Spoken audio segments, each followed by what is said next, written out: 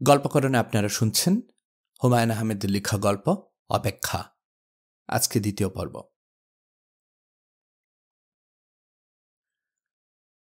ইদানিং ফিরোজের একটা সমস্যা হচ্ছে। রিকশায় চড়তে পারে না। রিকশায় চড়লেই মনে হয় কাত হয়ে রিকশা পড়ে যাবে, সে ছিটকে পড়ে যাবে রিকশা থেকে। তাকে রাস্তা থেকে টেনে তোলার আগেই পেছনে সমগ্র বাংলাদেশ 7 টন লেখা একটা ঘাতক ট্রাক তাকে চাপা দিয়ে চলে যাবে। মৃত্যুর আগ মুহূর্তে সে পটপট জাতীয় মুড়ি ভাজার মতো শব্দ শুনবে। শব্দটা ট্রাকের চাকার নিচে তার মাথার খুলি ভাঙার শব্দ। মৃত্যুর আগের মুহূর্তে যে গন্ধ তার নাকে ঢুকবে, সেই গন্ধটা হলো পেট্রোলের গন্ধ এবং ট্রাকের চাকার গন্ধ। শেষ দৃশ্য দেখবে ট্রাকের মাডগার্ড। ফিরোজ বুঝতে পারছে তার মানসিক কিছু সমস্যা হচ্ছে। সমস্যাটা মনে হয় বাড়ছে। রিকশায় উঠেই সে সারাক্ষণ পিছন দিকে তাকিয়ে থাকে। এই বুঝি ট্রাক এলো। বিদেশে এ জাতীয় সমস্যা হলে লোকজন আতঙ্কে অস্থির হয়ে সাইকিয়াট্রিস্টের কাছে চলে যেত। বাংলাদেশে এর চেয়ে ভয়াবহ সমস্যা নিয়ে লোকজন সুস্থ স্বাভাবিক মানুষের মতো ঘোরাফেরা করে, সে যেমন করছে।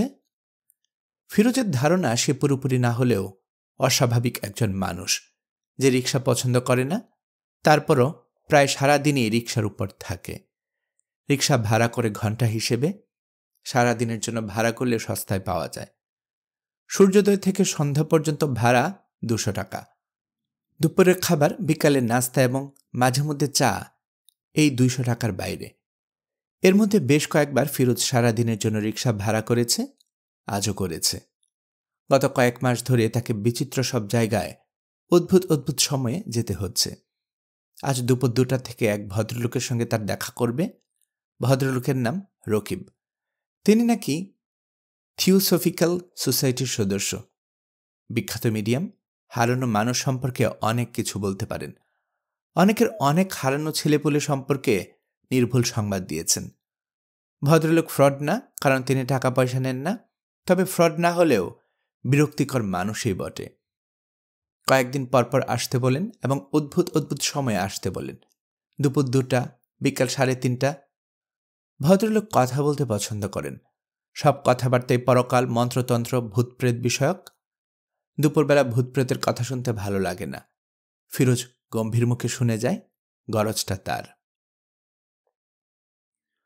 গত কয়েক মাসে ফিরোজের কিছু অভিজ্ঞতা হয়েছে। তার ধারণা এই অভিজ্ঞতা না হলেও কোনো ক্ষতি ছিল না। প্রথম অভিজ্ঞতা হলো, মানুষের মূল্য খুবই সামান্য। 10,000 টাকা হারিয়ে গেলে 20 বছর পরেও সেই টাকার শোকে মানুষ কাতর হয়। মানুষ হারিয়ে গেলে 20 দিন পরে আমরা মোটামুটিভাবে তাকে ভুলে যাবার চেষ্টা করি। দ্বিতীয় অভিজ্ঞতা হচ্ছে, হারানো মানুষ খুঁজে বের করার কোনো পদ্ধতি বাংলাদেশে নেই। থানায় গেলে পুলিশ অফিসার বিরক্ত মুখে বলেন, জিডি এন্ট্রি করুন, বলেই তিনি হাই তোলেন। মানুষ হারানোর সংবাদ পুলিশের কাছে হাই তোলার মতোই ব্যাপার। ফিরোজ থানার সেকেন্ড অফিসারের হাই অগ্রাহ্য করে জিডি এন্ট্রি করিয়েছিলেন। তারপর জিজ্ঞেস করেছিলেন, এখন কি? সেকেন্ড অফিসার বিস্মিত হয়ে বললেন, এখন কি মানে? জিডি এন্ট্রি তো করানো হলো, এখন আপনারা কি করবেন? আমরা অ্যাকশন নেব। কি অ্যাকশন নেবেন? কি অ্যাকশন নেব সেটা তো আমাদের ব্যাপার, আপনার কিছু না। ফিরোজ অত্যন্ত বিনয়ের সঙ্গে বলল, না, আমি আসলে জানতে চাচ্ছি, নিখোঁজ মানুষের বিষয়ে আপনারা কি করেন? সব থানায় ইনফর্ম করা হয়। তারপর? তারপর মানে? সব থানায় আপনারা জানালেন, তারপর থানাগুলো থেকে কি করা হয়? সেকেন্ড অফিসার বিরক্ত হয়ে বললেন, সত্যি কথা জানতে চান? কিছুই করা হয় না। কিছুই করা হয় না? কি করা হবে? আপনার কি ধারণা থানা স্টাফ হারিকেন জ্বালিয়ে আপনার ভাইকে খুঁজতে বের হবে? খুন, ধর্ষণ, ডাকাতি দেখে এরা কুল পায় না, আবার মানুষ খুঁজে বেড়াবে কখন? তাহলে মানুষ নিখোঁজ হলে আমরা থানায় খবর দিই কেন? রেকর্ডের জন্য দেই। একটা রেকর্ড থাকলো। থানার রেকর্ডের গুরুত্ব অনেক বেশি। এই রেকর্ড থেকে অনেক গুরুত্বপূর্ণ জিনিস বের হয়ে আসে। এমনও তো হতে পারে যে আপনার ভাইকে খুন করে ডেড বডি গুম করে থানায় এসে জিডি এন্ট্রি করালো ভাই মিসিং, হতে পারে না? জি না, তা হতে পারে না। আপনার কাছে হতে পারে না, কিন্তু অনেকের কাছে হতে পারে। আমার চাকরি বেশি দিন হয়নি, এর মধ্যে এ ধরনের কেস গোটা 10 দেখেছি। বলেন কি? খুব বেশি দুশ্চিন্তা করবেন না। অল্প বয়সী মেয়েটি হারিয়ে গেলে টেনশনের ব্যাপার থাকে। মেয়েরা ভ্রুত হেলে চলে যায়, বিদেশে চলে যায়। যৌনকর্মী হিসেবে বাংলাদেশের মেয়েদের সুনাম আছে অনেক। কি বলছেন এসব? শুনতে খারাপ লাগছে? সত্যি কথা শুনতে সবসময় চিরতার পানির মতো লাগে। চিরতার পানি খেয়েছেন কখনো? না খেলে খাবেন। রবীন্দ্রনাথ ঠাকুর খেতেন। শরীরের জন্য ভালো, শরীরটা ভালো রাখে। Health is wealth. তাহলে আমি কি ধরে নেব আপনারা আমার নিখোঁজ ভাই সম্পর্কে কিছুই করবেন না? কিছুই ধরে নেবেন না, একটা ভালো উপদেশ দেই শুনেন। ভাইয়ের ছবি দিয়ে পত্রিকায় বিজ্ঞাপন দিতে থাকুন। চালু পত্রিকাগুলোতে প্রতিদিন বিজ্ঞাপন দিন। খবরদার, কোনো পুরস্কার ঘোষণা করবেন না। পুরস্কার ঘোষণা করেছেন কি মরেছেন, জীবন অতিষ্ঠ হয়ে যাবে। ভালো একটা উপদেশ ফ্রি ছাড়া আপনাকে দিলাম। গত কয়েক মাসে ফিরোজের অন্যতম এবং প্রধান কাজ হয়েছে উপদেশ শোনা এবং প্রতিটি উপদেশ মানার চেষ্টা করা। পত্রিকায় বিজ্ঞাপন দিয়েছে, শুরুতে প্রতিদিন, তারপর সপ্তাহে একদিন, তারপর একটা পত্রিকায় প্রতি 15 দিনে একবার। শুধু দেশি পত্রিকায় না, একজনের উপদেশ শুনে কলকাতার আনন্দবাজার এবং স্টেটসম্যানেও বিজ্ঞাপন দিয়েছে। আরেকজনের উপদেশ শুনে জাতিসংঘের মিসিং পার্সন ব্যুরোতে $20 খরচ করে নাম এন্ট্রি করিয়েছে। এরা যুদ্ধবিধ্বস্ত অঞ্চল এবং শরণার্থী মিসিং পার্সনের তালিকা তৈরি করে। একজন ফিরোজকে বলল ফিসফিসানি গলায়, পাসপোর্ট অফিসে খোঁজ করে নাও তোমার ভাই রিসেন্ট এগুলো পাসপোর্ট করিয়েছে কিনা। মানুষের ভেতরে অনেক জটিলতা থাকে, ছট করে বোঝা যায় না। আমি একজনকে জানি, ফ্যামিলি ম্যান, স্ত্রী পুত্র কন্যার জন্য অসীম মমতা। হঠাৎ সে মিসিং পার্সন হয়ে গেল। পাসপোর্ট অফিসে খোঁজ নিয়ে জানা গেল সে পাসপোর্ট করিয়েছে। সেই পাসপোর্টের সূত্র ধরে জানা গেল সে চলে গেছে অস্ট্রেলিয়ায়। খুব পাকাপাকিভাবে গিয়েছে ইমিগ্রেশন নিয়ে। অন্য একটা মেয়েকে বউ হিসেবে নিয়ে গেছে। কাজেই আমার মতে পাসপোর্ট অফিসে খোঁজ নেওয়া খুবই জরুরি। অফিসিয়ালি এসব কাজে অনেক সময় লাগে। দালাল ধরলে 1 সপ্তাহের মধ্যে জানতে পারবে। 1000 টাকা খরচ হবে আর কি। 1000 না, ফিরোজের 3000 টাকা খরচ হলো। 3000 টাকার বিনিময়ে জানা গেল হাসানুজ্জামানের নামে কোনো পাসপোর্ট ইস্যু হয়নি। একজন গম্ভীর মুখে বলল, মেডিকেল কলেজগুলো ছাত্রছাত্রীদের জন্য ডেড বডি কেনা হয় আপনি জানেন? সাধারণত কেনা হয় বেওয়ারিশ লাশ। বেওয়ারিশ লাশের একটা ভালো মার্কেট বাংলাদেশে আছে। ওইসব জায়গায় খোঁজ নিয়েছেন কখনো? খোঁজটা নিতে হবে গোপনে, ডোমদের মাধ্যমে। ওইসব বিজনেসে অনেক হুশাস ব্যাপার আছে। হুশাস ব্যাপার মানে? ফিসি ব্যাপার। আমার এক দুঃসম্পর্কের রিলেটিভ, সম্পর্কের চাচা, তার বড় ছেলে হঠাৎ হারিয়ে গেল। ওদের টাকা পয়সার কোনো অভাব ছিল না, বিরাট ক্ষমতাবান। এরা প্রায় তুলপার করে ফেলল, যাকে বলে কম্বিং অপারেশন। শেষে ছেলেটা ডেড বডি কোথায় পাওয়া গেল জানেন? কোথায়? মেডিকেল কলেজের ডিসেকশন রুমে। ছাত্রছাত্রীরা ডেড বডি কাটাকুটি করছে। লিভার এক জায়গায়, কিডনি আরেক জায়গায়, হার্ট আবার আরেক গামলায়। কাজেই খোঁজখবর যখন করছেন ভালো মতো করেন। Leave no stone unturned. Firoz এখন ক্লান্ত এবং বিরক্ত। বিরক্তিটা কার উপর সে জানে না, সম্ভবত তার ভাইয়ের উপর। মানুষটা হারিয়ে গিয়ে সবচেয়ে বড় বিপদে তাকে ফেলে দিয়ে গেছে। দুপুর 2টায় খিদে পেটে পৃথিবীর সবচেয়ে বোরিং মানুষটার সামনে তাকে হাসি মুখে বসে থেকে পরকাল, ইউএসপি, ক্লোরিওভান্স, এস্ট্রেল, প্রজেকশন সম্পর্কে গল্প শুনতে হয়। কোনো মানে হয়? কোনো মানে হয় না। ফিরোজের এখন ইচ্ছে করে নিজেই নিরুদ্দেশ হয়ে যেতে। এক সকালবেলা ঘুম থেকে উঠে চা খাবে, চায়ের সঙ্গে সিগারেট, তারপর ভালো একটা পায়জামা পাঞ্জাবি পরে হাসি মুখে ঘর থেকে বের হওয়া এবং আর ফিরে না আসা। রকিব সাহেব বাসায় ছিলেন। একটা বাচ্চা ছেলে এসে বলল, হাব্বুর জ্বর, শুয়ে আছে। ফিরোজ বলল, আমি কি চলে যাব? ছেলেটি বলল, আপনাকে বসতে বলেছে। রকিব সাহেব 1 ঘন্টা পরে গায়ে একটা চাদর জড়িয়ে উপস্থিত হলেন। ফিরোজ উঠে দাঁড়িয়ে বিনয়ের সঙ্গে বলল, আপনার নাকি জ্বর? রকিব সাহেব বললেন, শরীরটা একটু খারাপ যাচ্ছে। পরপর কয়েকদিন রাত জাগলাম, বয়স হয়েছে, আগের মতো রাত জাগতে পারি না। ফিরোজ বলল, আমার ভাইয়ের ব্যাপারে কোনো ইনফরমেশন কি পেয়েছেন? রকিব সাহেব হাসি মুখে বললেন, চেষ্টা করছি, মনে হচ্ছে পেয়ে যাব। আমাদের ইনফরমেশন গ্যাদারিং টেকনিকটাই একটু আলাদা। আমাদের তো আর ফ্যাক্স, মেল, ইমেল নেই। আমাদের যোগাযোগটা হয় মানসিকভাবে, সময় লাগে। জি, বুঝতে পারছি। না, বুঝতে পারছ না। বোঝাটা এত সহজ না। একটা ঘটনা বলি, শুনো। ঘটনা শুনলে আমাদের যোগাযোগ পদ্ধতি সম্পর্কে আপনার ধারণা হবে। রকিব সাহেবের যোগাযোগ পদ্ধতি সম্পর্কে ধারণা নেবার কোনো ইচ্ছেই ফিরোজের নেই। সে এখন পুরোপুরি নিশ্চিত পুরো ব্যাপারটাই ভাওতাবাজি। খিদেই তার নাড়ি ভুঁড়ি হজম হয়ে আসছে, মাথা ঘুরছে। তার উচিত এই বাড়ি থেকে বের হয়ে সোজা কোনো রেস্টুরেন্টে ঢুকে গরুর ভুনা মাংস এবং গরম গরম পরোটা অর্ডার দেয়া। সঙ্গে কাটা পেঁয়াজ থাকবে। মাঝে মধ্যে পেঁয়াজে কামড়।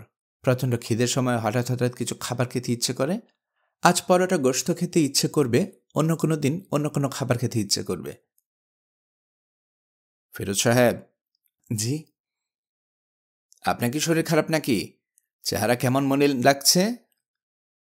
জি না, শরীর ভালো। চা খান। চা খেতে খেতে গল্প করি। আপনার মনে শান্তির জন্য বলে রাখি, আপনার ভাই এর ব্যাপারে আমি অনিতাকে বলেছিলাম। অনিতা আমাদের থিওসফিক্যাল সোসাইটির সদস্য, অত্যন্ত পাওয়ারফুল মিডিয়াম। সে আমাকে জানিয়েছে 1 সপ্তাহের মধ্যে পজিটিভ কিছু বলতে পারবে। আমি কি তাহলে 1 সপ্তাহ পরে আসব? আসুন, আগামী বুধবারে আসুন। রাত 10টার পরে আসুন। অসুবিধা হবে না তো? জি না। ওই রাতে আমাদের বাসায় সিএনসও হবে। ইচ্ছে করলে অবজারভার হিসেবে থাকতে পারেন। সোসাইটির বাইরে কারোর থাকার অবশ্য নিয়ম নেই, তবে আপনার ব্যাপারে আমি বলে টলে ব্যবস্থা করে রাখব। জি, আচ্ছা। এখন শুনুন, আমাদের জীবনের একটা অদ্ভুত ঘটনা। 4 বছর আগের কথা, অক্টোবর মাস। তারিখটা হলো 9 তারিখ। সন্ধ্যাবেলা এক ভদ্রলোক এসে উপস্থিত হলেন। বছর 2 আগে তার এক মেয়ে মারা গেছে। কিছুদিন হলো রোজ মেয়েটাকে স্বপ্নে দেখছেন। মৃতা মেয়ের সঙ্গে যোগাযোগ করতে চান। আমরা কোনো ব্যবস্থা করে দিতে পারি কি না। তিনি সঙ্গে করে মেয়ের কিছু ব্যবহারী জিনিসপত্র নিয়ে এসেছেন। মেয়ের ছবি এনেছেন, তার হাতে লেখা ডায়েরি এনেছেন। আমি বললাম, রেখে যান, দেখি কিছু করা যায় কি না।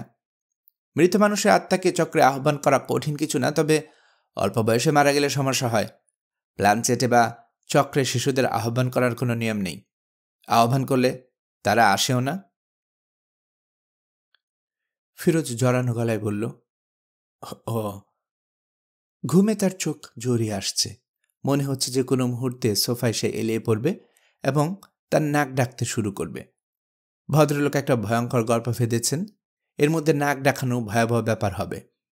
ঘুম কাটানোর কিছু পদ্ধতি সে ব্যবহার করছে, লাভ হচ্ছে না, উল্টা আরও ঘুম পাচ্ছে। সব পদ্ধতি কোনো না কোনো সময়ে ব্যাকফায়ার করে, উল্টো দিকে চলা শুরু করে। তার বেলায় এখন তাই হচ্ছে। ভয়ঙ্কর কোনো ঘটনার কথা ভাবলে ঘুম কেটে যায়। সে ভাবছে বাসায় পৌঁছে দেখবে তার মা আকলিমা বেগম আঁকামাকা অক্ষরে একটা চিঠি পাঠিয়েছেন। চিঠির প্রতিটা সংবাদই দুঃসংবাদ। বাবা ফিরোজ, তুমি জমি বিক্রি করিয়া টাকা পাঠাইতে বলিয়াছ। আমি যথাসাধ্য চেষ্টা করিতেছি। লোকজনের হাতে এখন টাকা নাই, জমি কিনবার ব্যাপারে কাহারও আগ্রহ নাই। তুমি মহাবিপদে পড়িয়াছ, ইহা আমি জানি, কিন্তু কি করিব আমি, নিরুপায়। ফিরোজ সাহেব। জি স্যার। আপনার জ্বরটর আসছে কি না? চোখ লাল। বোধহয় জ্বর আসছে। আজ বরং উঠি। গল্পের শেষটা শুনে যান। শেষটা না শুনলে মনের উপর চাপ থাকে। এই চাপ মানসিক শান্তির জন্য ক্ষতিকর। তারপর কি হলো শুনুন। আমরা কয়েকটা সিয়েন্স করলাম এবং প্রতিবারই রিডিং পেলাম মেয়েটা জীবিত, মৃত নয়। বুঝতে পারছেন ব্যাপারটা? জি। আমার নিজের ধারণা হলো আমরা কিছু ভুল করেছি। আত্মার অনেকগুলো স্টেট থাকে, নানা স্তরে তাদের বাস। পৃথিবীর কাছাকাছি যারা থাকে তাদের চিন্তাভাবনা দেহধারীদের মতো।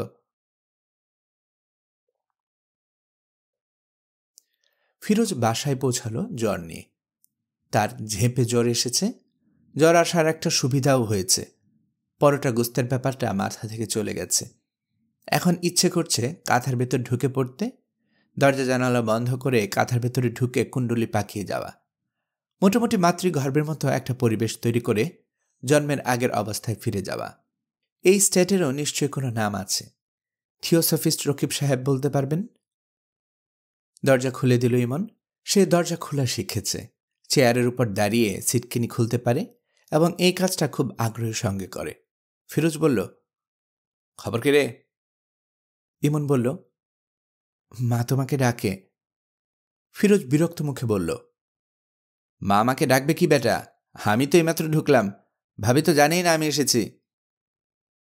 ইমন আবারও বলল, মা তোমাকে ডাকে। ইমনের মধ্যে রোবট টাইপ কিছু ব্যাপার আছে, মাথার ভিতরে কিছু ঢুকে গেলে সেটাই বলতে থাকে। ফিরোজ বলল, যাচ্ছি, হাত মুখ ধুয়ে তারপর যাই, বুঝলি রে বেটা?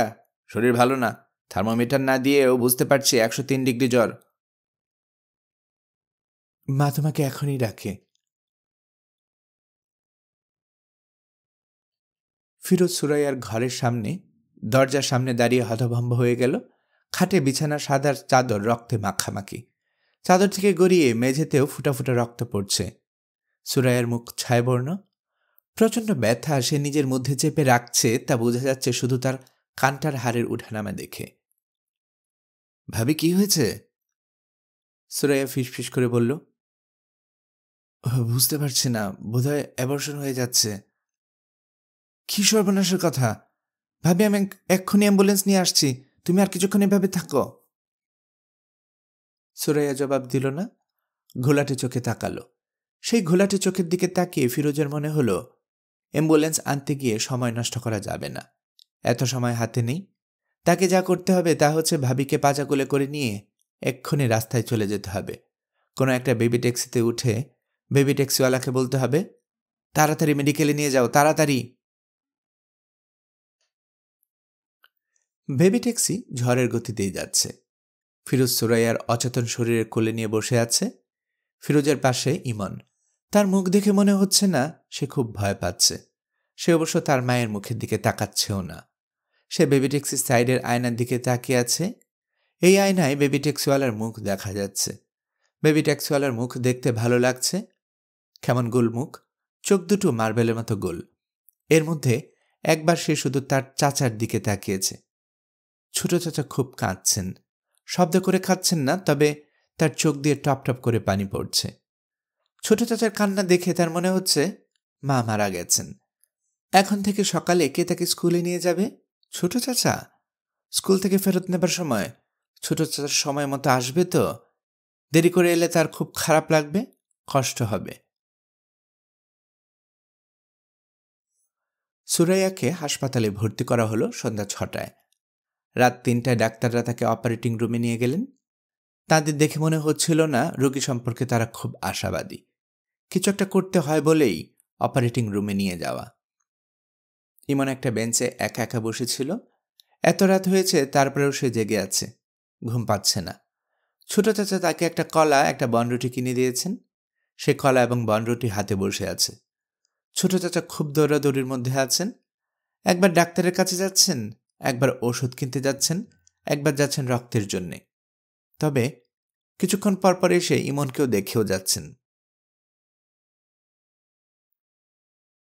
ভোর 4টায় ছোট চাচা এসে ইমনকে বললেন, হিমন, তোর একটা বোন হয়েছে, তোর বোনটা ভালো আছে, তোর মাও ভালো আছে, আর কোনো চিন্তা নেই রে। ইমন বলল, বোনটার নাম কি? নাম এখনো রাখা হয়নি। নাম রাখা হয়নি কেন? ছোট চাচা সেই প্রশ্নের জবাব না দিয়ে ক্লান্ত গলায় বললেন, আমি আর দাঁড়িয়ে থাকতে পারছি না, বেঞ্চিতে লম্বা হয়ে শুয়ে ঘুমিয়ে পড়ব। তুই কলাটা এখনো খাসনি? না। আমাকে দে, খেয়ে ফেলি, খিদেই চোখে অন্ধকার দেখছি। ফিরোজ কলা খেয়ে বেঞ্চিতে শুয়ে পড়ল এবং সঙ্গে সঙ্গে ঘুমিয়েও পড়ল। ইমন ছোট চাচার মাথার কাছে জেগে বসে রইল। তার মনে হচ্ছে জেগে থাকাটা খুব দরকার। বেঞ্চটার পাশে চওড়া কম, ছোট চাচা যে কোনো সময় গড়িয়ে পড়ে যেতে পারেন। পাহারা দেওয়ার জন্য তাকে জেগে থাকতে হবে। তার একটা বোন হয়েছে অথচ তার নাম রাখা হয়নি, এই চিন্তাটাও তাকে অভিভূত করেছে। সবারই নাম আছে, শুধু তার বোনটার নাম নেই কেন? যদি নাম রাখতে ভুলে যায়, যদি কোনোদিনই তার নাম রাখা না হয়, তাহলে কি হবে? মন খারাপ করে বেচারি ঘুরে বেড়াবে, তাকে কেউ খেলতে ডাকবে না। কি করে ডাকবে? মেয়েটা তো নামই নেই। আজ সারাদিন নানান রকম ভয়াবহ সমস্যা ইমন পার করেছে। তার চোখে এক ফোঁটা পানি আসেনি।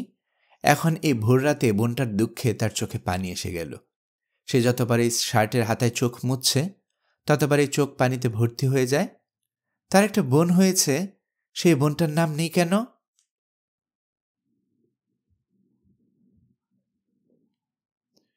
ইমন ভ্রুকুচকে তাকিয়ে আছে। তার হাতে চিকন করে কাটা এক টুকরা শশা।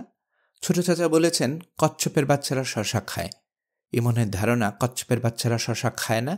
সে অনেকক্ষণ ধরে শশা হাতে বসে আছে, তার কাছ থেকে তো খাচ্ছে না, বরং শশার টুকরাটা মুখের কাছে ধরতেই এরা হাত মুখ পা খোলসের ভেতরে ঢুকিয়ে ফেলেছে। মনে হচ্ছে শশা ওদের জন্য ভয়ঙ্কর কোনো খাবার। মানুষের বাচ্চাদের কাছে দুধ যেমন, ওদের কাছে শশাও তেমন।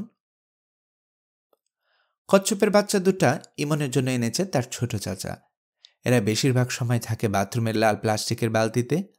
মাঝে মাঝে ইমনের যখন খেলতে ইচ্ছে করে তখন সে বালতি থেকে তুলে আনে। পানি থেকে তোলার সময় তার একটু ভয় ভয় করে, কামড় দেয় কিনা। এখনো পর্যন্ত কামড় দেয়নি। ছোট চাচা বলেছেন কচ্ছপের বাচ্চাদের দাঁত নেই বলে তারা কামড়ায় না। যখন তারা বড় হবে, দাঁত উঠবে, তখন কামড়াবে। তখন তাদের আর বালতিতে রাখা যাবে না, নদীতে ফেলে দিয়ে আসতে হবে। যে নদীতে কচ্ছপ ফেলা হয় সে নদীর নাম বুড়িগঙ্গা। ঢাকা নগরীর বুড়িগঙ্গার তীরে অবস্থিত। ইমনের আজ স্কুল নেই। সে সকাল থেকেই কচ্ছপের বাচ্চা নিয়ে খেলছে। এদের সে নামও দিয়েছে। বড়টার নাম টম, ছোটটার নাম টমি। এরা দুজন একসঙ্গে থাকলেও দুজনের মধ্যে কোনো মিল নেই। শুকনায় ছেড়ে দেয়া মাত্রই দুজন দুদিকে হাঁটতে থাকে। ইমন বইয়ে পড়েছিল কচ্ছপরা আস্তে হাঁটে। এখন সে জানে এটা মিথ্যা কথা। এরা চার পায়ে বেশ দ্রুত হাঁটে, মুহূর্তের মধ্যে ঘরের কোনায় চলে যায়। তাদের তখন খুঁজে পাওয়া মুশকিল হয়। সবচেয়ে বেশি দ্রুত হাঁটে টমি।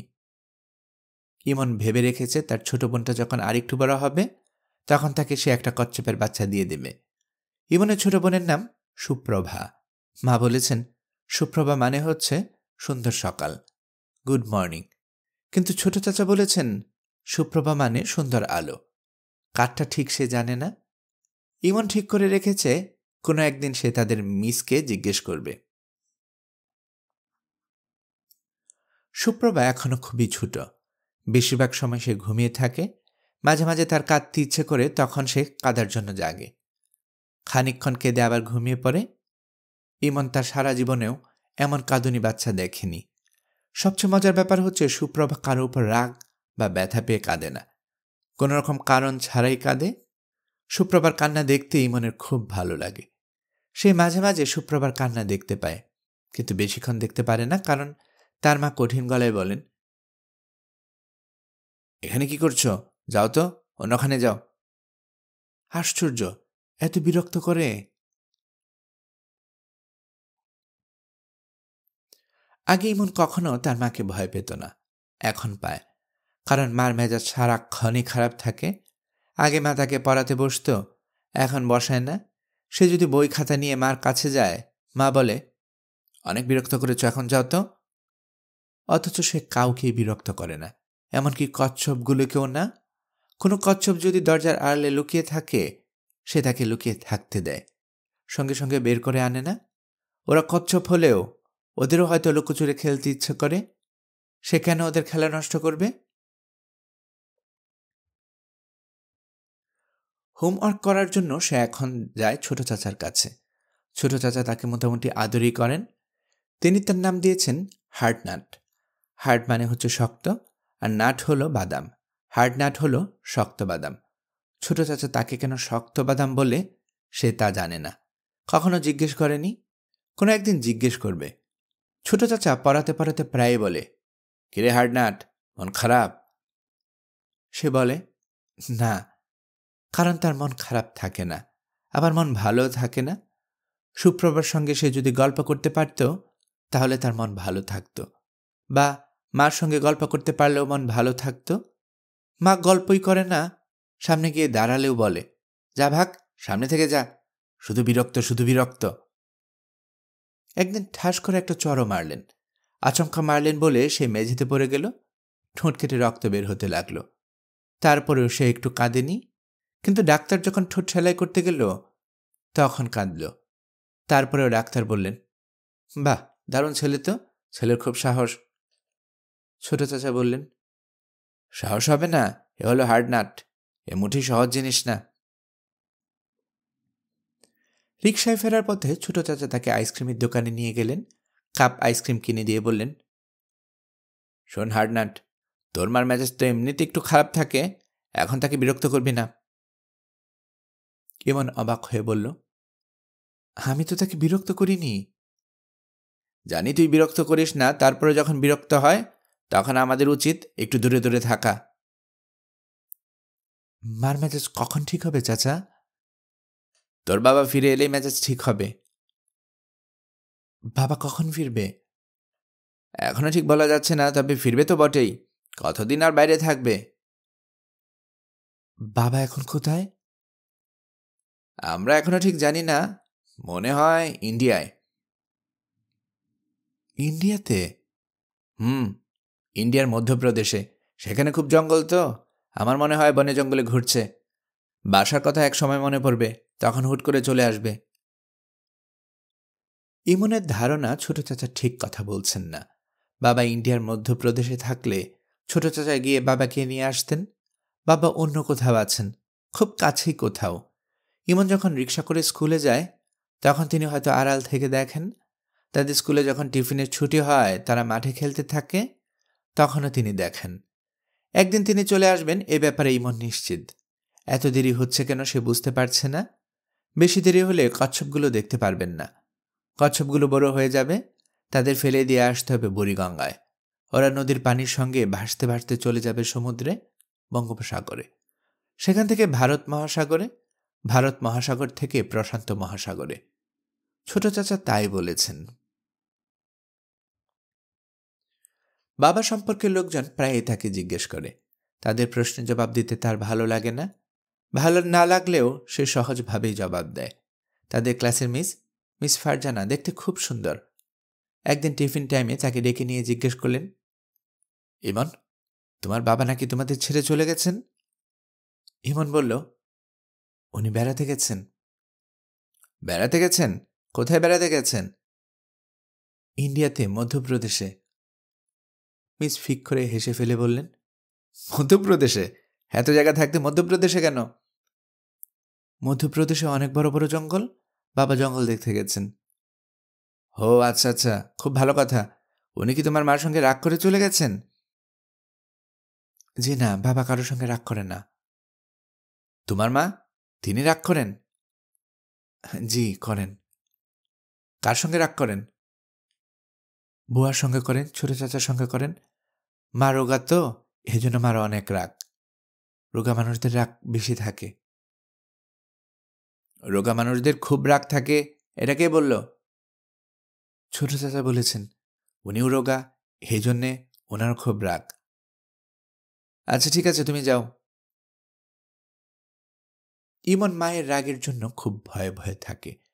টিভিতে কার্টুন দেখার সময় সাউন্ড খুব কমিয়ে দেয়। মা খুব যখন হইচই করতে থাকেন তখন সে টিভির সাউন্ড পুরোপুরি অফ করে দেয়। সাউন্ড ছাড়া কার্টুন দেখতে তার খারাপ লাগে না। সাউন্ডগুলো ভেবে নেয় কোন দৃশ্যে কীরকম সাউন্ড হবে, এখন সে মোটামুটি জানে। মা যখন অন্যদের উপর রাগ করে তখন ইমনের তেমন খারাপ লাগে না, কিন্তু যখন সুপ্রভার উপর রাগ করে তখন খুব খারাপ লাগে, কাঁদতে ইচ্ছে করে। সুপ্রভার উপর মা প্রায়ই রাগ করেন। সুপ্রভা কেঁদে গলা ফাটিয়ে ফেলেছে। মা ফিরে তাকাচ্ছেন না। বুয়া এসে যদি বলে, আপু কাঁদতাছে, মা তখন তীব্র গলায় বলেন, কাছে কাঁদুক, তুমি তোমার কাজ করো, কাজ ফেলে চলে এসেছো কেন? ছোট চাচা এমন সময় উঠে এসে বলেন, ভাবি বাচ্চাটার কি হয়েছে? তখন মা বিরক্ত গলায় বলেন, জানি না কি হয়েছে, ও মনের খবর কি আমি জানবো? কিভাবে জানবো বলো তো? কাঁদতে কাঁদতে তো গলা ভেঙে ফেলেছে। গলা ভেঙে মরুক। ভাবি এসব কি কথা বলছেন? আমার যা মনে আসছে বলছি, তোমাদের অসুবিধা হচ্ছে? হ্যাঁ, অসুবিধা হচ্ছে। বাচ্চাটা পেটের খিদে কাঁদছে, আপনি ফিরে তাকাচ্ছেন না, এটা কেমন কথা? তুমি এমন চোখ শক্ত করে কথা বলছো কেন? তোমার ভাই তো কখনো চোখ মুখ শক্ত করে এমনভাবে কথা বলেনি। চোখ মুখ শক্ত করে কথা বলার জন্য আমি সরি। ভাবি শুনুন, ফর গড সেক স্বাভাবিকভাবে বাঁচার চেষ্টা করুন। স্বাভাবিকভাবে বাঁচার চেষ্টা করার মতো অবস্থা কি আমার আছে? ভাইজানের জন্য কষ্ট শুধু আপনি একা পাচ্ছেন আর কেউ পাচ্ছে না, এটা আপনি কি করে ভাবছেন? কষ্ট পাচ্ছেন ভালো কথা, কিন্তু একটা দুধের শিশুকে কষ্ট দেবেন কেন? তার অপরাধটা কোথায় বলেন তো? খবরদার, তুমি আমার সঙ্গে চোখ লাল করে কথা বলবে না। ভাবি, আমি চোখ লাল করে কথা বলছি না, আমি আপনার কাছে হাত জোর করছি, ওকে দুধ খেতে দিন। নাটক করবে না, নাটক আমার ভালো লাগে না। একে তোমরা নিয়ে কোথাও পালক দিয়ে দাও। আচ্ছা ভাবি, ঠিক আছে, তাই করব। আপাতত আপনি ওকে সামলান। এই পর্যায়ে মা সুপ্রভাকে খুলে নেন। সঙ্গে সঙ্গে তার কান্না থেমে যায়। তখন কান্না পেয়ে যায় ইমনের। সে ছোট চাচার ঘরে ঢুকে কাঁদতে শুরু করে। ছোট চাচা গম্ভীর গলায় বলে, ইমন, তোকে কেউ মেরেছে? ইমন ফোঁপাতে ফোঁপাতে বলে, না, মারেনি। তোকে কেউ বকা দিয়েছে? না। তাহলে কাঁদছিস কেন? জানি না। পুরুষ মানুষ কি কাঁদতে পারে? না। ফুসফুস করতে পারে? না। হেঁচকি তুলতে পারে? না। তুই তো একই সঙ্গে কাঁদছিস, ফুসফুস করছিস এবং হেঁচকিও তুলছিস। তিনটে নিষিদ্ধ জিনিস করছিস। চোখ মুছে কচ্ছপ নিয়ে আয়, একটা মজা দেখাবো। কি মজা? আগে নিয়ে আয়, তারপর দেখবি। ইমন কচ্ছপ নিয়ে এলো। ফিরোজ কচ্ছপ দুটো উল্টো করে মেঝেতে রেখে দিল। এরা খোলসের ভেতর থেকে মাথা এবং পা বের করে সোজা হবার চেষ্টা করছে, পারছে না। ফিরোজ হৃষ্টচিত্তে বলল, এই হচ্ছে মজা। কি মজা? যত চেষ্টাই করুক, এরা এখন আর সোজা হতে পারবে না। ছটফট করবে, কিন্তু পারবে না। বাইরের কোনো সাহায্য লাগবে। তুই বা আমি যদি সোজা করে দেই, তাহলে সোজা হতে পারবে। মজাটা এখানেই। মানুষেরও মাঝে মধ্যে কচ্ছপের মতো অবস্থা হয়। মানুষ উল্টে যায়, ঠিক হবার জন্য ছটফট করতে থাকে, ঠিক হতে পারে না। বাইরের সাহায্য ছাড়া ঠিক হওয়া তখন সম্ভব না। তোর মার এখন এই অবস্থা চলছে। সে উল্টে গেছে, ঠিক হবার জন্য ছটফট করছে, কিন্তু পারছে না। কাজেই তোর মার উপর রাগ করে কোনো লাভ নেই। মার উপর তোর রাগ নেই তো? না, নেই। Very good. আর একটা কথা, যদি কোনো কারণে খুব মন খারাপ হয়, তখন কচ্ছপ উল্টে দিয়ে ওদের দিকে তাকিয়ে থাকবি। তখন দেখবি মন ভালো হয়ে যাচ্ছে। কেন? কেন কেন করবি না? চর খাবি। আচ্ছা, করব না। আজ ইমনের মন সামান্য খারাপ। বেশি না, সামান্য। এই সামান্য মন খারাপ নিয়ে কচ্ছপ উল্টানো যায় না বলে সে উল্টাচ্ছে না। শশার টুকরো কেটে খেতে দিচ্ছে, এরা খাচ্ছে না। হাতে ধরে থাকলে এরা খায় না, কিন্তু পানিতে ছেড়ে দিলে মুখ বের করে কুটকুট করে খায়। ইমন, এদিকে শুনে যাও। ইমনের বুক ধক করে উঠল। আগে মা ডাকলে আনন্দ লাগত, এখন মা ডাকলেই বুক ধক করে ওঠে। ইমন কচ্ছপ দুটো বালতিতে রেখে মার ঘরের দিকে দরজায় এসে দাঁড়ালো। মা সুপ্রভার গায়ে তেল মালিশ করে দিচ্ছেন। তিনি চোখ সরু করে তাকালেন। ইমনের বুক শিরশির করতে লাগল। দরজা ধরে দাঁড়িয়ে আছো কেন? কাছে আসো। ইমন ঘরে ঢুকল। হাত ভেজা কেন? আবার কচ্ছপ নিয়ে ঘাটাঘাটি করছিলে? হাত ধুয়ে এসেছ? হ্যাঁ। সাবান দিয়ে হাত ধুয়েছ? ইমন সাবান দিয়ে হাত ধোয়নি, তারপরও ভয়ে ভয়ে হ্যাঁ সূচক মাথা নাড়ল। সে জানে এই মিথ্যা মাথা নাড়ার জন্য তার বাঁ কাঁধের ফেরেস্তা 5টা বদি লিখেছে। ফেরেস্তার নাম কেরামন কাতেবিন। তার কাজ মানুষের খারাপ কাজগুলো লেখা এবং কোন খারাপ কাজের জন্য কয়টা বদি হয়েছে তার হিসাব রাখা। দাদিজান তাকে বলেছেন, দেখি হাত কাছে আনো, সাবানের গন্ধ আছে কিনা দেখি। ইমন হাত এগিয়ে দিল। মা গন্ধ শুকলেন। মনে হলো তিনি সাবানের গন্ধ পেয়েছেন, কারণ কিছু বলছেন না। সাবানের গন্ধ পাওয়ার কথা না। সে হাতে সাবান মাখেনি। কচ্ছপ ঘাটাঘাটি করেছে। মনে হচ্ছে কচ্ছপের গায়ে সাবানের গন্ধ আছে। কচ্ছপ শুকে দেখতে হবে। সুরাইয়া বলল, তোমার বোনটা দেখতে কিরকম হয়েছে? কার মতো হয়েছে? ইমন ভয়ে ভয়ে বলল, ছোট বাচ্চার মতো হয়েছে। বোকার মতো কথা বলছো কেন? ছোট বাচ্চা তো ছোট বাচ্চার মতোই হবে, বুড়োদের মতো হবে নাকি? দেখতে কার মতো হয়েছে? তোমার মতো না আমার মতো, নাকি তোমার বাবার মতো? জানি না মা। জানবে না কেন? দেখতে হয়েছে অবিকল তোমার বাবার মতো। তোমার বাবার নাক অনেকটা চাপা। এই দেখো, এর নাকও চাপা। চাপা না? ইমন বুঝতে পারছে না নাক চাপা কি চাপা না। তার কাছে তো নাকটা সুন্দরী লাগছে। তারপর বলল, হুম। সুরাইয়া ছোট নিঃশ্বাস ফেলে বলল, এখন তোমাকে আমি কি বলবো মন দিয়ে শুনবে? আমরা এই বাড়িতে থাকব না। ইমন ভয়ে ভয়ে বলল, কোথায় যাব? তোমার বড় মামার বাড়িতে গিয়ে থাকব। তোমার বড় মামা তার বাড়ির একটা ঘর আমাকে দিয়েছেন। একটা ঘর তো আমাদের জন্য যথেষ্ট। কি যথেষ্ট না? হুম। এরকম মুখ শুকনা করে হুঁ বলছো কেন? বড় মামার বাড়িতে থাকতে তোমার অসুবিধা কি? আর যদি অসুবিধা থাকে কিচ্ছু করার নেই। তোমার বাবার কোনো খোঁজ নেই, কাজে তোমাদের কপাল ভেঙেছে। আমাদের জীবন কিভাবে কাটবে জানো? আজ এই বাড়ি, কাল ওই বাড়ি। ইমন ভয়ে ভয়ে বলল, এই বাড়িতে কেন থাকবো না মা? এই বাড়িতে থাকবো না কারণ তোমার ছোট চাচার কোনো চাকরি বাকরি নেই। এতদিন সংসার চলেছে গ্রামের বাড়ির ধানি জমি বিক্রি করে। এইভাবে আর কতদিন চলবে? তাছাড়া তোমার ছোট চাচা আমার সঙ্গে খারাপ ব্যবহার করে, চোখ লাল করে আমার দিকে তাকায়। তার এত সাহস কেন হবে? যেখানে তোমার বাবা কোনোদিন আমার দিকে চোখ লাল করে তাকায়নি, সেখানে সে তাকাবে কেন? বড় মামার বাসায় কবে যাব মা? 1 সপ্তাহের মধ্যেই যাব। তোমার বই খাতা তুমি নিজে সব গুছিয়ে নেবে। ওইখানে গেলে তোমার ভালোই লাগবে। খেলার সঙ্গী সাথী পাবে। তোমার বড় মামা 2 ছেলে আছে, টোকন আর শোভন। ওদের সঙ্গে খেলবে। এখানে একা একা থাকো। তোমার বড় মামা তোমাকে পছন্দও করেন, করেন না? ইমন বুঝতে পারছে না তার বড় মামা তাকে পছন্দ করেন কিনা। তার বড় মামার চেহারাটা রাগে রাগি, চশমা পরেন, চশমার ফাঁক দিয়ে তাকান, কেমন করে জানি তাকান। তিনি বাসায় এলেই ফুলের গন্ধ পাওয়া যায়। সেই গন্ধে গা কেমন জানি ঝিমঝিম করে। পরে সে জেনেছে এটা ফুলের গন্ধ না, জর্দার গন্ধ।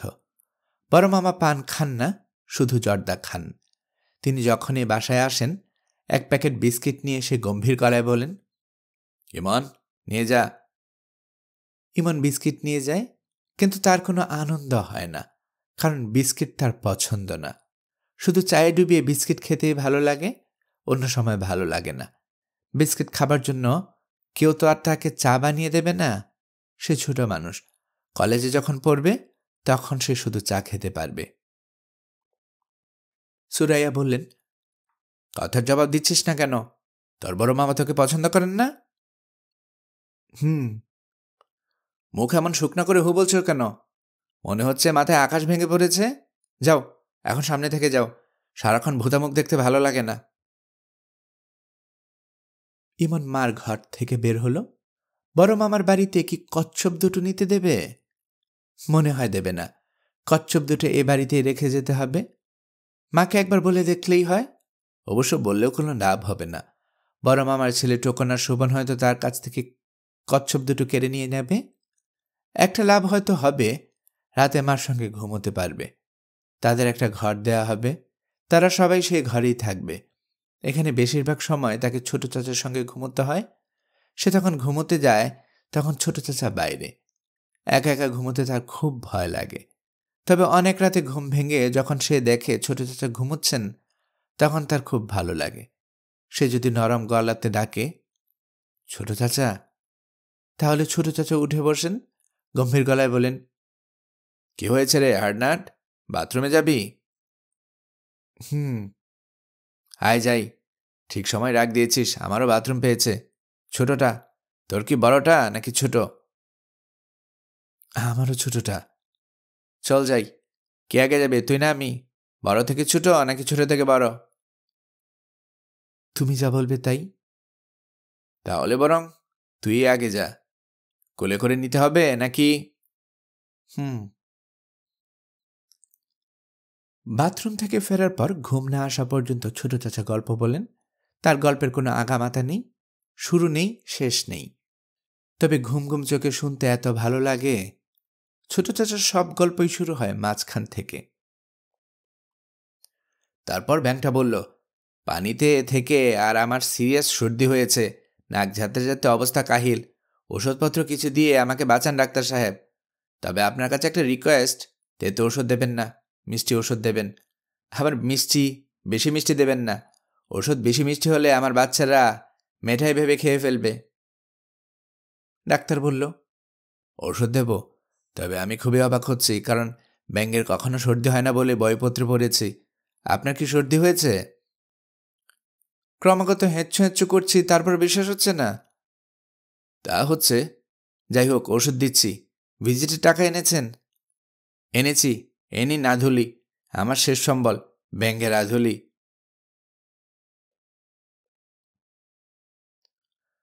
বড় মামার বাড়িতে কেউ তাকে এমন অদ্ভুত অদ্ভুত গল্প শোনাবে না। রাতে বাথরুম পেলে কোলে করে বাথরুমে নিয়ে যাবে না। কি আর করা, বড় মামার বাড়িতেও নিশ্চয়ই অনেক মজার মজার ব্যাপার হবে। কিছু কিছু মজা সব বাড়িতেই থাকে। বড় মামার 2 ছেলে টোকন আর শোভনের সঙ্গে তার হয়তো খুব ভাব হবে। ওদেরও একটা বোন আছে, নাম মিতা, সবাই ডাকে মিতু। তার সঙ্গে ভাব হবে কিনা কে জানে, মনে হয় হবে না। মেয়েদের সঙ্গে হয় মেয়েদের বন্ধুত্ব, ছেলেদের সঙ্গে ছেলেদের। গায়ে তেল মাখানোর ব্যাপারটা সুপ্রবর মনে হয় খুব আরাম পায়। তেল মাখানোর মাঝামাঝি ঘুমিয়ে পড়ে। আশ্চর্যের ব্যাপার, ঘুমের মধ্যে আবার নাকও ডাকে। এইটুকু ছোট বাচ্চা নাক ডাকিয়ে ঘুমাবে কেন? তার উপর মেয়ে মানুষ। সুরাইয়ার খুব রাগ লাগে, এখনও রাগ লাগছে। চট দিয়ে ঘুম ভাঙিয়ে দিতে ইচ্ছে করছে। রাগ সামলে সুরাইয়া বারান্দায় গেল। ফিরোজ বারান্দায় পা ছড়িয়ে বসে খবরের কাগজ পড়ছে। তার সামনে গম্ভীর মুখে ইমন বসে আছে। ফিরোজ বলল, কেমন আছেন ভাবি? একই বাড়িতে বাস করছে, অথচ দেখা হলে প্রথম বাক্যটি বলছে, কেমন আছেন ভাবি। এর মানে কি এই যে চোখে আঙ্গুল দিয়ে বুঝিয়ে দেয়া আপনি ভালো থাকেন না? সুরাইয়া বলল, ফিরোজ, তোমার সঙ্গে আমার কিছু জরুরি কথা আছে। ফিরোজ খবরের কাগজ ভাঁজ করে পাশে রাখতে রাখতে বলল, বলুন। ইমন উঠে চলে যাচ্ছে। সে জানে বড়রা যখন জরুরি কথা বলে সেখানে ছোটদের থাকার নিয়ম নেই। বড়রা তাদের জরুরি কথার আশেপাশে ছোটদের চায় না, অথচ ছোটদের সমস্ত জরুরি কথায় বড়দের থাকতেই হবে। সুরাইয়া বেতের মোড়া এনে ফিরোজের সামনে বসল। ফিরোজ শঙ্কিত বোধ করছে। ভাবির বসার ভঙ্গি কঠিন। ভাবি কি বড় ধরনের ঝগড়ার প্রস্তুতি নিয়ে এসেছে? কি নিয়ে ঝগড়া করবে? ভাবি, চা খাবেন? চা দিতে বলি? চা খেতে খেতে কথা বলুন। তোমার সঙ্গে আমার এমন কোনো কথা নেই যে চা খেয়ে খেয়ে বলতে হবে। ফিরোজ, শোনো, আমি এখানে থাকব না। আমার বড় ভাইয়ের সঙ্গে কথা বলেছি, আমি তার বাসার কাছে চলে যাব। ফিরোজ বলল, আমি জানি, ইমন আমাকে বলেছে। তুমি একটা ঠেলা গাড়ি এনে দাও, আমি কিছু জিনিসপত্র বইপত্র নিয়ে যাব। স্টিলের ট্রাঙ্ক, ইমনের পড়ার টেবিল, চেয়ার, আমার বড় কালো ট্রাঙ্কটা। কবে যাবেন ভাবি? কবে মানে? আজই যাব। যত তাড়াতাড়ি যাওয়া ততই ভালো, সবার জন্যই ভালো। তোমার জন্য ভালো, আমার জন্য ভালো। আমার জন্য ভালো কেন? তোমার চাকরি বাকরি কিছু নেই, এত বড় সংসার পুষতে হচ্ছে, বাড়ি ভাড়া দিতে হচ্ছে, গ্রামের বাড়ির সম্পত্তি বিক্রি করতে হচ্ছে। তুমি অকারণে এত কিছু করবে কেন? তুমি কে? ভাবি, আমি ইমনের চাচা। বাপ যখন থাকে না তখন চাচা ফাচা অনেক দূরের ব্যাপার। আপনার সঙ্গে আমি কোনো তর্কে যেতে চাচ্ছি না, তবে আমার মনে হয় এখানে থাকাটাই আপনাদের জন্য ভালো হবে। কেন ভালো হবে? পরিবেশে অভ্যস্ত হবার ব্যাপার আছে। আপনি এই পরিবেশে থেকে অভ্যস্ত, ইমন অভ্যস্ত। তুমি জমি বিক্রি করে আমাদের খাওয়াবে? হ্যাঁ ভাবি। সেটা কতদিন? তোমাদের কি জমিদারি আছে? জমিদারি নেই, জমি জমা খুব সামান্যই আছে। ভাবি, আমি ব্যবসা শুরু করেছি, বোতল সাপ্লাইয়ের কাজ পেয়েছি। সামান্য কিছু হলেও টাকা পয়সা তো পাচ্ছি। ব্যবসার নিয়মকানুন বুঝতে শুরু করেছি। আমার ধারণা আমি ভালোই করব। ভালো করলে ভালো, ভালো করতে থাকো। কোটিপতি হয়ে যাও, গাড়ি হোক বাড়ি হোক, তোমরা সুখে থাকো। তোমাকে যা বলেছি করো। আমাকে একটা ঠেলা গাড়ি এনে দাও। শুনুন ভাবি, মার শরীর খুব খারাপ। মা চিকিৎসার জন্য ঢাকায় আসছেন। মা আসুক, তারপর যান। ওনার সঙ্গে আমার যাওয়ার সম্পর্ক কি? আমি আজই যাব। আচ্ছা, ঠিক আছে। তুমি আর একটা কাজ করবে, সুপ্রভাকে আমি পালতে পারছি না, তাকে পালক দেবার ব্যবস্থা করবে। কি বলছেন বুঝতে পারছি না ভাবি। বাংলাদেশে অনেক ফ্যামিলি আছে যাদের ছেলেপুলে নেই, এমন কোনো একটা ফ্যামিলিতে ওকে দিয়ে দাও। সেও সুখে থাকবে, আমিও সুখে থাকব। এইসব যন্ত্রণা আমি অসহ্য লাগছে আমার। ও আচ্ছা। মেয়েটা হয়েছে অপয়া, ও পেটে আসার পর যত সমস্যা, আমার আর ভালো লাগে না। ভাবি আপনি আজই যাবেন? ইমনের স্কুল তো অনেক দূরে হয়ে যায়, স্কুল থেকে ওকে আনা নেয়া কে করবে? জানি না, স্কুল বদলে দিব কিংবা ঘরে বসে থাকবে। বাপ নেই ছেলের আবার স্কুল কিসের? তার কি পড়াশোনা হবে? বড় হবে? হবে না। বড় হয়ে ইট ভাঙবে কিংবা রিক্সা চালাবে। সুপ্রভার ঘুম ভেঙেছে, কাঁদতে শুরু করেছে। সুরাইয়া উঠে চলে গেল। ফিরোজ বসে রইল। পত্রিকা পড়া হয়নি, এখনো পড়তে ইচ্ছে করছে না। ভাবে যখন চলে যাবে বলে ঠিক করেছে, তখন যাবেই। তাকে বোঝানোর কেউ নেই, সে কারো কথাই শুনবে না। ইমন ছোট ছোট পা ফেলে আসছে। ছোট চাচার দিকে একবার তাকিয়ে চোখ নামিয়ে নিল। ফিরোজ তার ইশারায় কাছে ডাকল। ইমন আসছে, কিন্তু অন্যদিকে তাকিয়ে এগোচ্ছে। একবারও তার চাচার দিকে তাকাচ্ছে না। ছেলেটা অদ্ভুত হয়েছে, অদ্ভুত কিন্তু অসাধারণ। খবর কিরে বেটা হার্ডনাট? ভালো। বড় মামার বাড়িতে চলে যাচ্ছিস তাহলে? গুড। যাবার সময় কাঁদবি না তো? না। Very good. বোকা ছেলেরা কাঁদে, বুদ্ধিমানরা কাঁদে না। তুই বোকা না বুদ্ধিমান? জানি না। আয় পরীক্ষা করে দেখি বোকা না বুদ্ধিমান। কোলে এসে বস, আমি তোর চুলে বিলি কেটে তোকে আদর করব। তখন যদি তুই কেঁদে ফেলিস তখন বুঝবো তুই বোকা, আর না কেঁদে থাকতে পারলে বুদ্ধিমান। ইমন গুটিসুটি মেরে তার চাচার কোলে বসে আছে। তার শরীর কেঁপে কেঁপে উঠছে।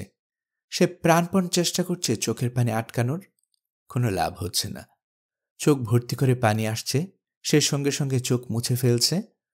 ছোট চাচার কাছে সে বোকা প্রমাণিত হচ্ছে, এই দুঃখবোধেও সে আক্রান্ত। তবে সে জানে না ছোট চাচাও তারই মতো বোকা। ছোট চাচার চোখেও ভিজে উঠেছে, পানি জমতে শুরু করেছে।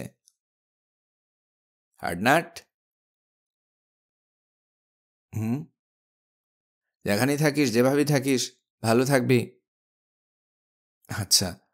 কোনো কিছু নিয়ে মন খারাপ করবি না। আচ্ছা। গল্প শুনবি? এক দেশে ছিল এক ব্যাঙ। কথা নেই বার্তা নেই, হঠাৎ বেচারা সর্দি লেগে গেল। সর্দি এবং কফ। সারাদিন নাক ঝাড়ে আর খক খক করে কাশে। ব্যাঙের স্ত্রী বলল, ওগো ডাক্তারের কাছে যাও, তোমার কাশির শব্দে বাচ্চারা ঘুমোতে পারছে না। ব্যাঙ বলল, ডাক্তারের কাছে যে যাব, ভিজিটে টাকা লাগবে না? তার স্ত্রী বলল, আধুলিটা নিয়ে যাও। ব্যাঙ বলল, আধুলিটাই আমাদের শেষ সম্বল, সেটা নিয়ে যাব? হ্যাঁ যাও, শরীরটা তো আগে দেখবে। টাকা গেলে টাকা পাওয়া যাবে, শরীর গেলে কি আর পাওয়া যায়? ব্যাঙ বলল, বউ কথাটা তো ভালোই বলেছ। আচ্ছা যাই, ডাক্তারকে বরং দেখিয়ে আসি। ব্যাঙের স্ত্রী বলল, ব্লাড প্রেশারটা একটু চেক করিও। আমার ধারণা তোমার প্রেশারও বেড়েছে। কাল রাতের বৃষ্টির সময় তখন যখন ডাকছিলে, তখন তোমার গলা কেমন যেন অন্যরকম শোনাচ্ছিল। ছোট চাচা দম নেবার জন্য থামতেই ইমন বলল, বাবা কি আর ফিরে আসবে না চাচা? বুঝতে পারছি না। ধরে নে ফিরে আসবে না, তাহলে কষ্ট কম পাবি। ফিরে আসবে ভেবে অপেক্ষা করছিস, মানুষটা ফিরছে না, কষ্ট বেশি না? তোর মা সারাক্ষণ ভাবছে এই বুঝি মানুষটা ফিরল। রাতে ঘুমায় না, জেগে থাকে, গেটে সামান্য শব্দ হলে ছুটে আসে। এই অবস্থাটা তো ভয়ঙ্কর। সুপ্রভা খুব কাঁদছে। সুরাইয়া মেয়ের কান্না থামানোর চেষ্টা করছে না। কাঁদুক, কাঁদতে কাঁদতে ক্লান্ত হয়ে একসময় নিজেই থেমে যাবে। সে যখন কাঁদে তখন অন্য কেউ তো তার কান্না থামাতে আসে না। সে কেন যাবে? তার কি দায় পড়েছে?